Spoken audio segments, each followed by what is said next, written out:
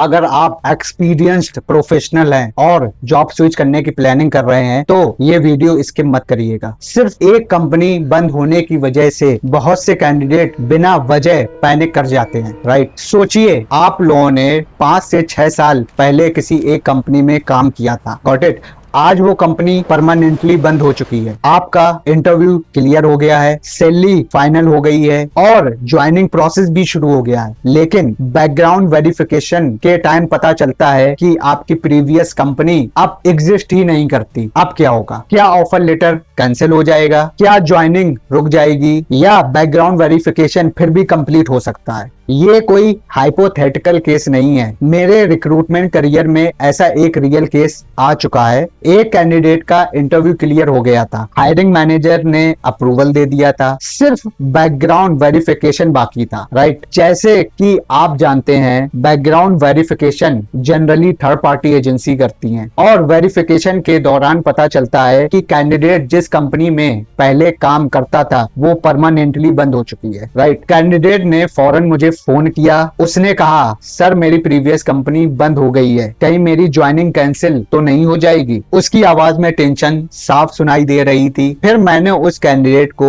जवाब दिया था, वही आज इस वीडियो में मैं आपको भी दूंगा, गॉट इट। और एंड में एक बोनस टिप भी शेयर करूंगा जो फ्यूचर में आपके बहुत काम आ सकती है। सबसे पहले एक मिथ क्लियर कर देते हैं, बहुत से कैंडिडेट को लगता है कि कंपनी बंद हो गई है तो बैकग्राउंड वेरिफिकेशन फेल हो जाएगा, जबकि रियलिटी ऐसी बिल्कुल नहीं है। कंपनी बंद होना और फेक एक्सपीरियंस देना दोनों अलग चीजें हैं। अगर कंपनी सच में बंद हुई है तो इसका मतलब ये नहीं कि आप ऑटोमेटिकली वेरिफिकेशन में फेल हो गए। सिचुएशन और एम्प्लॉयर की पॉलिसी के हिसाब से third party BGB agency alternative supporting document मांग सकती हैं, गॉट इट। और यही वजह है कि पैनिक करने के बजाय प्रोसेस को समझना बहुत जरूरी है। अगर आपकी प्रीवियस कंपनी बंद हो चुकी है तो बीजीबी एजेंसी आपसे appointment letter, offer letter, salary slips और बैंक स्टेटमेंट, पीएफ या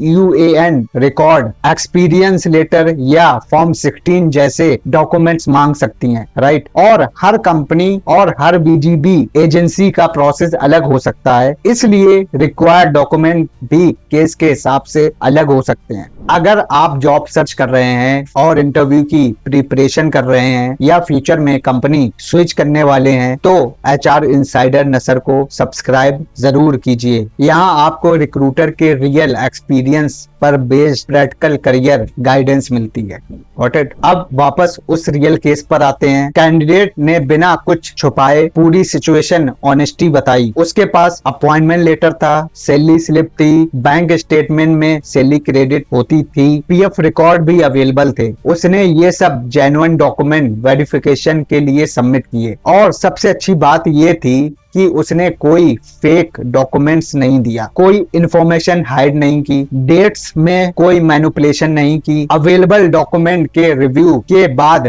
वेरिफिकेशन प्रोसेस आगे बढ़ा और उसकी ज्वाइनिंग कंप्लीट हो गई, राइट। अब बात करते हैं सबसे बड़ी गलती की। जैसे ही कैंडिडेट को पता चलता है कि कंपनी बंद हो गई है, कुछ लोग फेक एक्सपीरियंस लेटर बनवा लेते हैं और कुछ एम्प्लॉयमेंट डेट्स चेंज कर देते हैं और कुछ फेक वेरिफिकेशन करवाने की कोशिश करते हैं। ये गलती कभी मत कीजिए। याद रखिए, कंपनी बंद होना प्रॉब्लम नहीं है, फेक इंफॉर्मेशन या फोर्स डॉक्यूमेंट्स सबमिट करना प्रॉब्लम है। और अगर वेरिफिकेशन के दौरान मिसमैच मिलता है तो उसका आपकी हायरिंग पर सीरियस नेगेटिव इम्पैक्ट पड़ सकता है। अब बोनस टिप, अगर आपको पहले से पता है कि आपकी प्रीवियस कंपनी बंद हो चुकी है तो ज्वाइनिंग प्रोसेस के दौरान एचआर को पहले ही बता दीजिए और जितने जेन्युइन डॉक्यूमेंट्स अवेलेबल हैं उन्हें पहले से रेडी रखिए, राइट। इससे अननेसेसरली डिले और कंफ्यूजन काफी कम हो जाता है। अब कमेंट करके बताइए, क्या आपके साथ कभी बैकग्राउंड वेरिफिकेशन से रिलेटेड कोई चैलेंज आया है? और अगर आप चाहते हैं कि मैं अगला वीडियो कंपनी का नाम चेंज हो गया तो बैकग्राउंड वेरिफिकेशन कैसे होगा